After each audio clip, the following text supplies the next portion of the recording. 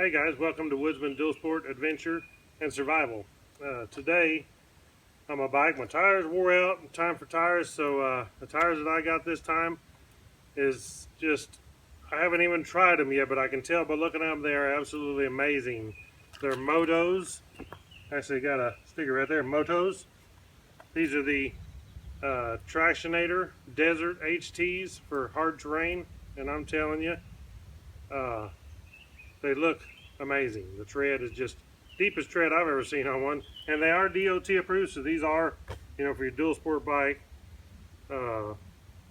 Super reviews I've read on the tires, so I thought this has got to be my choice of tires right now. So I'm gonna try these out, get them installed, and let me do a close-up of the tires before I do the install and show you the tread on these things. Okay, this is the rear tire. MotoZ. I mean, the tread on this thing is unreal. Actually, my son has a set of Dunlop D606s on his, and I thought they was pretty deep tread till I got these, but these are quite a bit deeper than the D606 Dunlops, so the tread on them is amazing. Let me show you the right here. You can see the brand there, MotoZ. And these are the Tractionator Desert HT. So you get the right ones. I'm going to put a link below. You can go to motoz.com, www.motoz.com, and check them out. Pacific Power Sports is where you go.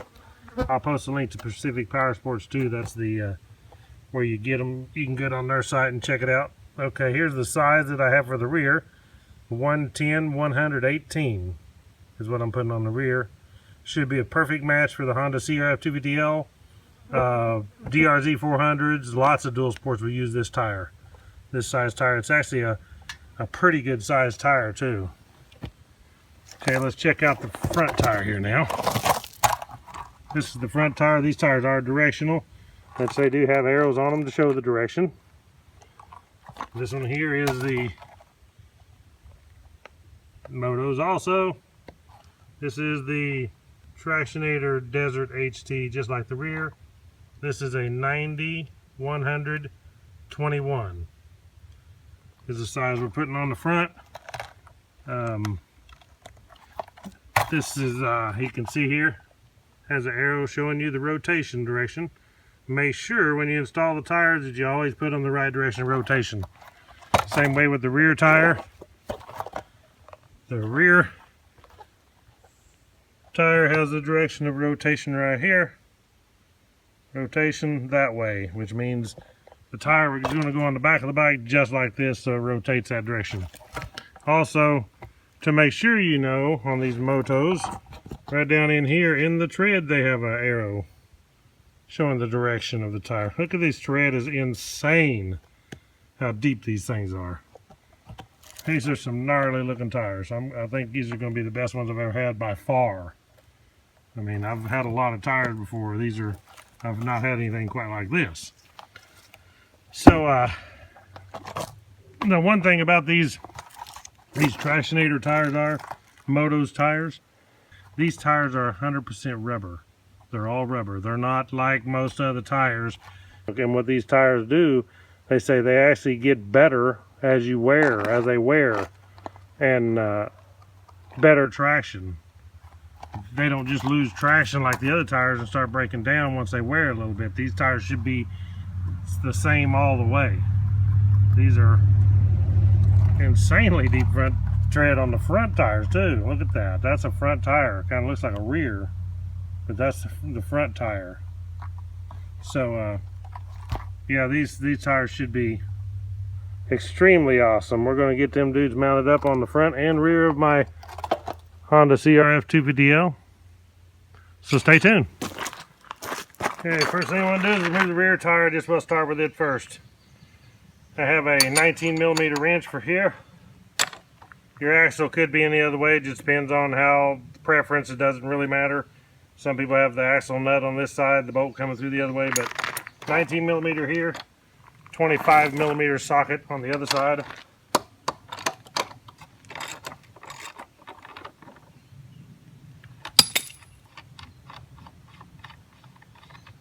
Just be careful not to get any dirt in your stuff, so I've got something to lay it on. I don't want it falling in the dirt.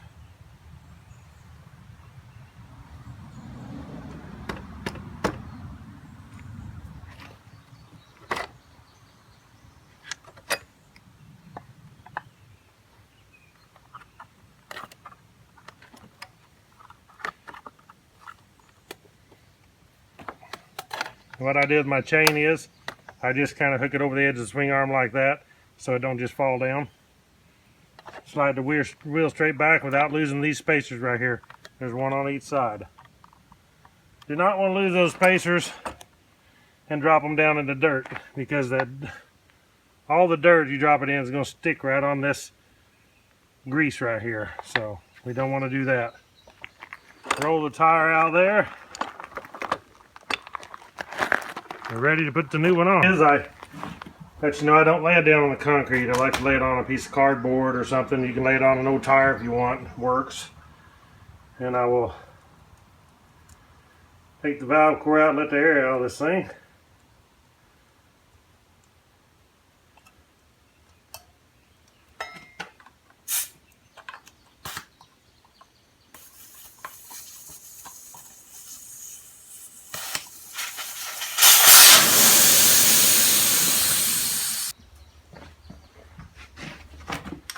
Take the nut off the valve stem.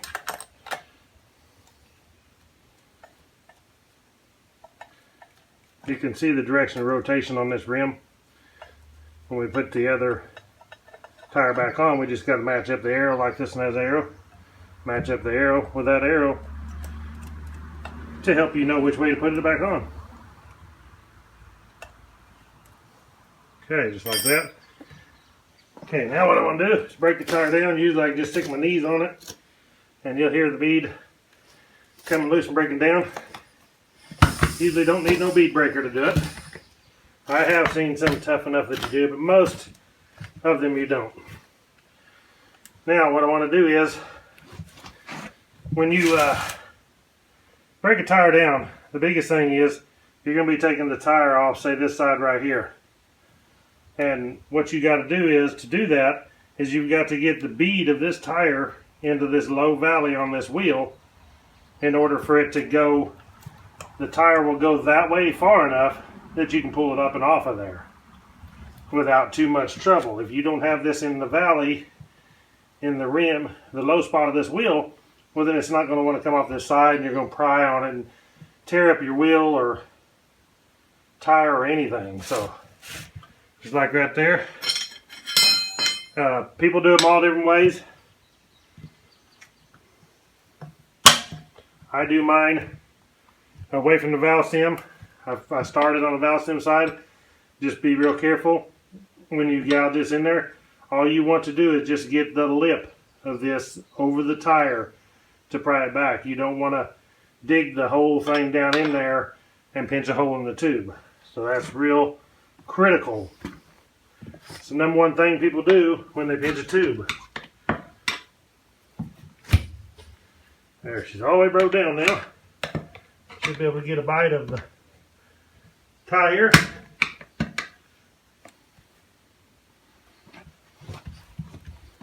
Like so.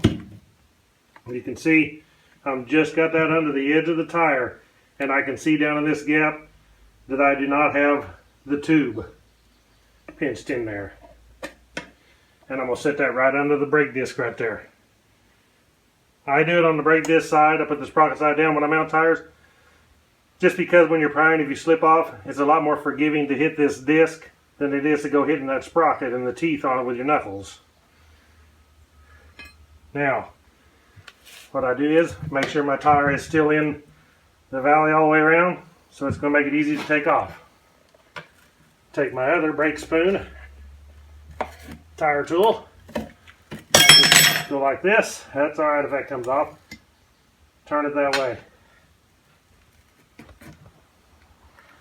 When I raise it up, be sure you turn the tire iron this way. and let it pop out like that, see?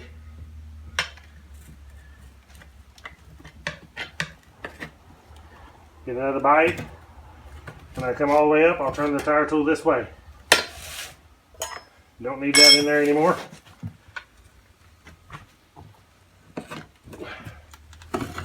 Like this. Same thing all the way around. It gets easier as you go.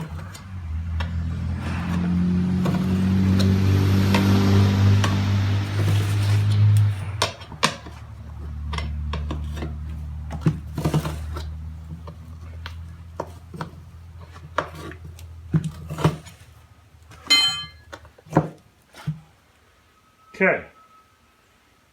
Now what I want to do before I take the tube out is I break the tire down on the other side, turn it over, and push the tire off this bead. Just to break it loose. Then when I raise up on the tire on the other side, it'll be a little easier to raise the tire up. See how I can raise that tire up now? So what I want to do, raise it up here, push the valve stem out, and then I pull it out at the valve stem first. Being careful not to break the valve stem off. Get the valve stem where you can pull this out. Like so.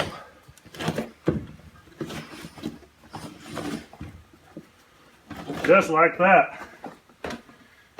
Now we're going to take the tire off.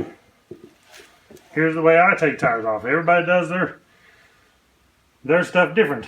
So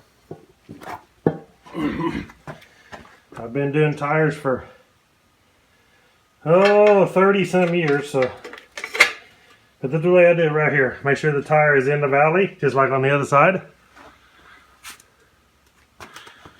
Make sure the tire is down in the valley. I will get this where I got a good bite. My tire tool is coming plumb under the edge here, and then I can just push down on this and work the tire right off. Push out on the tire. Pull it right out of there. I want to lay it with the disc side up. Okay, now to put the tire back on. What I do is I soak the bead with some soapy water, and where it'll slide on good, but get it where it's slick, makes it slide on a little easier. Now remember what we want to do here. When we mount it back on, make sure the arrow on this matches the arrow on the tire. And the arrow on the tire is going this way, the wrong way, so I need to flip it over. Right there. Now the arrow on here is going the same way as the arrow on there. When we put it back on the bike, it's going to be rotating the right direction. Okay. A lot of times, you can actually, I get this down, I want that bead to where it goes down in that valley of the rim. And there's a lot of times, this is a pretty stiff tire, it's heavy duty. A lot of times I can just push that first bead on. I can't right there. First bead's on. Simple as pie. Okay. Now let's stick our tube back in.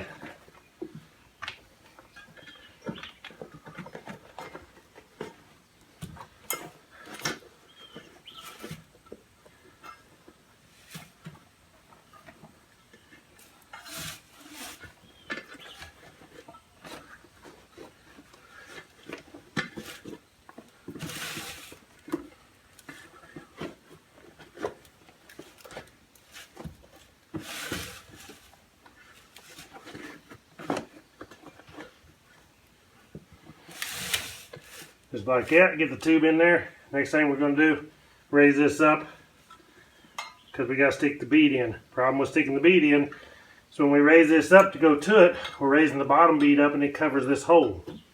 So what I do is, take a tire tool, stick it in this side, under the tire, and it's locked under the sprocket, holding the tire down that way, so when I pull this up, I'm not raising the bead up of the tire. Now raise this up. Some people use blocks to wedge their tire up. I've seen that before. I never have. I just tough it out, put it in there.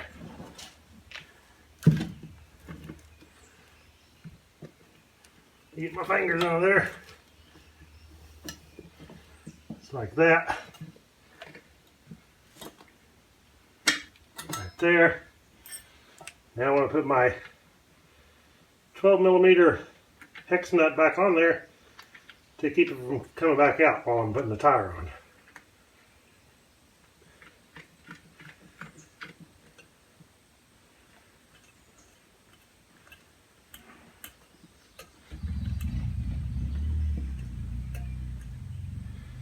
Okay, now I'm ready to put the tire back on the bead. Okay, when I go putting the tire back on the bead, this is how I did. I did the same as I did earlier. When I'm priming the tire, I want to start on this side, leave the stem alone. And the reason I do that is because the bottom side, how I talk about this bead on the bottom side going down in this low part in this valley, well, it's kind of hard for it to do that with this valve stem and that part of the tube down in that valley. It's easier to do it over here. So I always start away from the stem.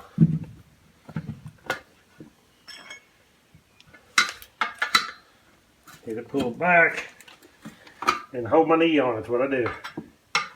Just to hold it where it don't come back off there after and lose all my work that I just did.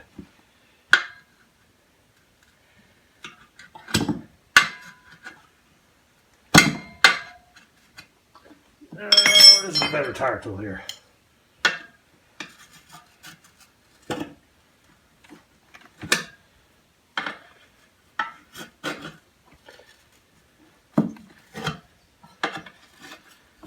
Now as I start going here, you can see that this tire is starting to go down in this valley. That's what we want. That way when it gets all the way up to the other side, it's not tight. If you have to pry and it's extremely tight, then your tire is not down in this low spot. Also, don't take a big bite like this and try to take the whole tire at one time. Take small bites. Twist it out the same way, just like that, as you're taking it off. Put it in, twist it out like that. Just like that. Be careful, you can see the tube. Tube laying down the bottom, just be careful not to pinch the tube.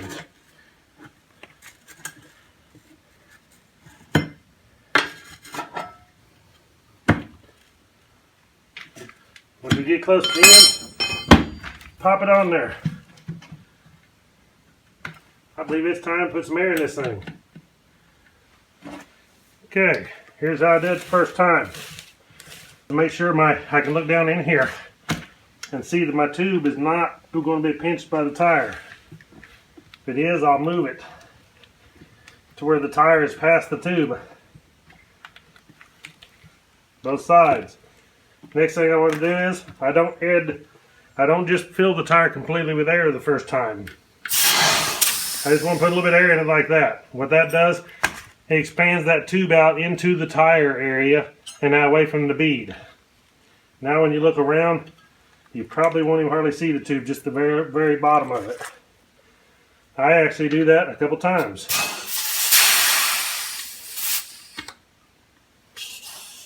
Whatever it takes. So you're positive that you don't have the tube pinched in the rim. Because it's a bad day when that happens. You should never go over about 50 pounds to bead the tire, to seat the bead. You don't want to air it up too tight and blow the tire off. It can seriously injure you or kill you. So don't ever air the thing over about 50 pounds, 55 pounds to seat the bead. I believe that's what it says on the tire. Okay. Put my valve core back in so I can air it up.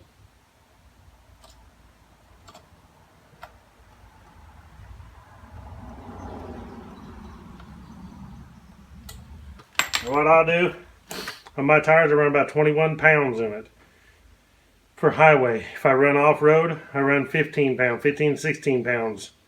Sometimes I ride on the highway, I go off on dirt roads, I don't actually let the tire down just to do that, but you know, if I'm going to ride a day of off-road, I'll change it down 15, 16 pounds. If I'm going to ride on the highway, I run at 22. So most time I leave it 21, 22 pounds.